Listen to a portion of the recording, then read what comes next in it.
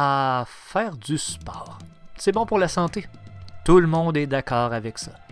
Mais trouver le bon sport qui va te plaire, c'est ça qui est le plus difficile. En partant, personnellement, j'ai jamais été un grand sportif. J'ai joué au baseball quand j'étais petit, mais j'ai eu une maladie au genou qui m'a obligé à arrêter. J'ai aussi beaucoup nagé pour devenir sauveteur, mais j'ai jamais fait de compétition de natation. Finalement, j'ai eu ma première fille très jeune et toute mon énergie et mon temps a été redirigé vers elle.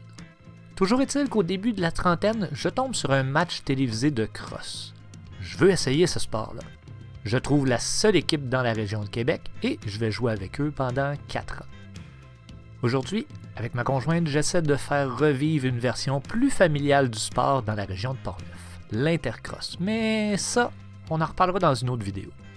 Je me suis donc toujours intéressé par les sports un peu méconnus et dans les derniers temps, je m'amuse à me promener sur Twitch pour trouver et surtout découvrir de nouveaux sports. Voici donc 5 sports dont tu n'as probablement jamais entendu parler.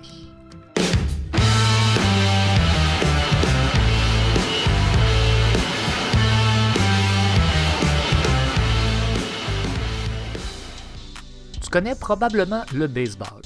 Sans connaître nécessairement toutes les règles, tu sais de quoi je te parle. Si je te disais qu'au Venezuela, on joue traditionnellement à la pelotica de goma, qui se traduit littéralement par la balle en caoutchouc. C'est une variante très simpliste du baseball qui tire son origine de la rue. Sans l'équipement nécessaire, des gens ont créé leur propre version avec seulement une balle en caoutchouc. Sur un terrain carré de 18 mètres de côté, 2 équipes de 5 joueurs s'affronteront pendant 5 manches. Le frappeur doit frapper la balle avec le poing ou la paume de la main. Pour que la balle soit bonne, elle doit toucher au sol. Si elle est attrapée avant le bon, retrait. Si tu fais une fausse balle, retrait. Si tu touches le fond du terrain avant que la balle ne touche par terre, retrait. Si la balle arrive avant toi au but, retrait. Si tu te fais toucher par quelqu'un qui a la balle, retrait. Un jeu très rapide qui peut être mixte, qui nécessite peu de matériel, qui peut être joué à l'intérieur comme à l'extérieur. En fouillant un peu, j'ai découvert que le sport a fait son chemin timidement jusqu'à nous, mais est appelé Baseball 5. Allez voir si jamais ça vous intéresse.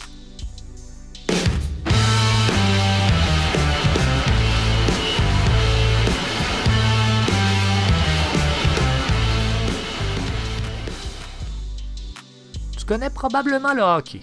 Sans connaître nécessairement toutes les règles, tu sais de quoi je te parle. Si je te disais que dans le nord de l'Europe, on y joue également au bandy, ça te dit quelque chose? Non, c'est normal. Moi non plus, j'avais jamais entendu parler de ce sport-là avant le mois passé.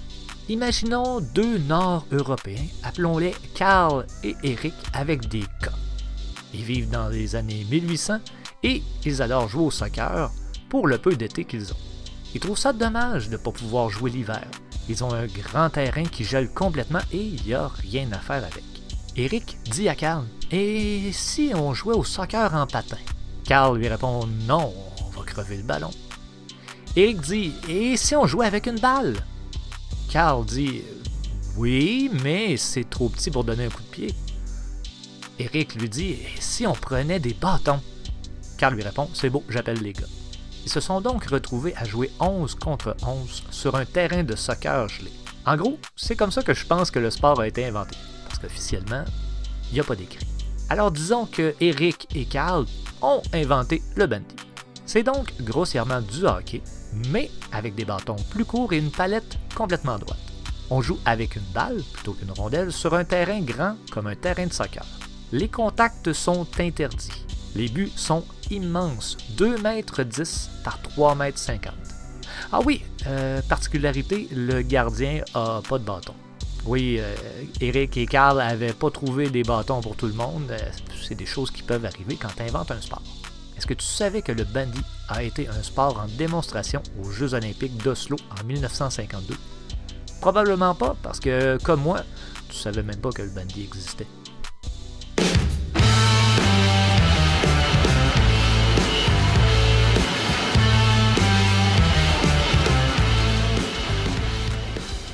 Tu connais probablement le soccer, le ping-pong et le volley-ball. Sans connaître nécessairement toutes les règles, tu sais quand même de quoi je te parle. En 2015, Gabor et Victor, et ça c'est leur vrai nom, deux Hongrois ont décidé tout simplement de mélanger ces sports et de créer le Tekball. L'action se déroule sur une sorte de table de ping-pong arrondie et tu joues avec un ballon de soccer.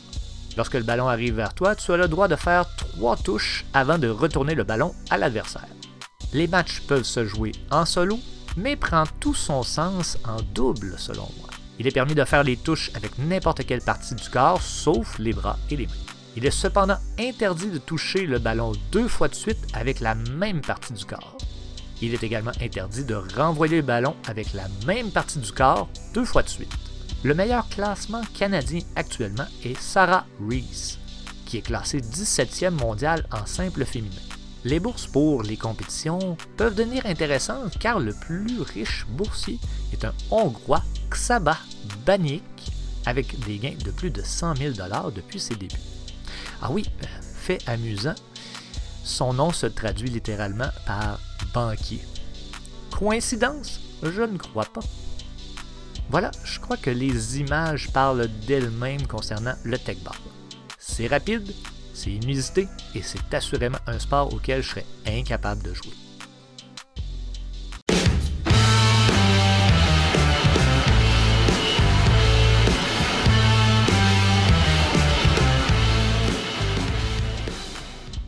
Tu connais probablement le jeu de la tag, sans connaître nécessairement toutes les règles parce que, bon, il y a la tag pont, la tag malade, la tag barbecue, tu sais quand même de quoi je te parle. Si jamais tu passes par l'Inde, qui sait, prochainement, pense à aller voir une partie de Kabaddi. Le mot Kabaddi en hindi signifie retenir son souffle. 2 équipes s'affrontent avec chacun 7 joueurs sur le terrain. Chaque équipe, à son tour, doit envoyer un attaquant. Celui-ci, pendant son attaque, doit dire constamment le mot Kabaddi car il est interdit pour lui de reprendre sa respiration. L'attaquant a un maximum de 30 secondes pour toucher au maximum de joueurs et revenir dans sa zone. L'équipe en défense ne fait pas juste se sauver. Elle peut tenter de retenir l'attaquant de son côté. Si le temps s'écoule et que l'attaquant n'est pas revenu dans sa zone, il est retiré du jeu. Si l'attaquant touche des joueurs en défense et revient dans sa zone, ce sont les joueurs défensifs qui sont éliminés. Chaque joueur éliminé donne 1 point et la partie se joue en 2 manches de 20 minutes chacune. Ce sport nécessite de la vitesse, de la tactique, mais surtout des bons réflexes. Saviez-vous que le Canada a déjà participé à la Coupe du monde de Kabaddi en 2004? L'équipe a terminé 3e à égalité avec le Bangladesh sur 12 participants. Pas mauvais pour un sport peu pratiqué ici.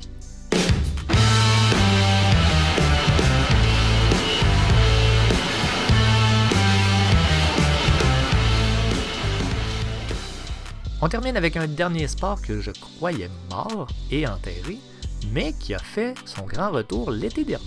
Tu connais probablement le basketball, le football et la trampoline. Oui, parce que moi je dis une trampoline. Sans connaître nécessairement toutes les règles, tu sais pas mal de quoi je te parle. Eh bien, en 2000, Mason Gordon, un Américain, a décidé qu'il voulait voir plus de dunk dans le basketball et plus de contact. Il a donc décidé d'utiliser une idée qu'il avait eue à l'adolescence pour créer le slam ball. En gros, c'est quoi le slam ball? Ben, c'est du basketball avec des trampolines devant les paniers. On peut donc compter des points comme au basketball ordinaire, mais on compte également 3 points si on fait un dunk. Les contacts sont permis, mais pas dans les airs et pas dans le dos. Dans la version originale, un mur de plexiglas entourait le terrain pour éviter que le ballon ne sorte du terrain. Chose qui semble avoir été retirée dans la version 2023. Beaucoup d'action, de la rapidité et des contacts, c'est ce qui t'attend si tu veux jouer au slam ball. Trouver un terrain, c'est probablement ce qui va être le plus difficile. Tu viens donc d'en apprendre un peu plus sur 5 sports dont tu n'avais probablement jamais entendu parler. J'espère que la vidéo t'a plu. Tu peux toujours aller voir les autres vidéos de la chaîne. On parle d'un petit peu de tout, de nostalgie, de montagnes russes et de toutes sortes d'autres sujets. Sinon, de toute façon, on se revoit pour une prochaine vidéo très prochainement. Soyez sages, faites attention à vous. Bye!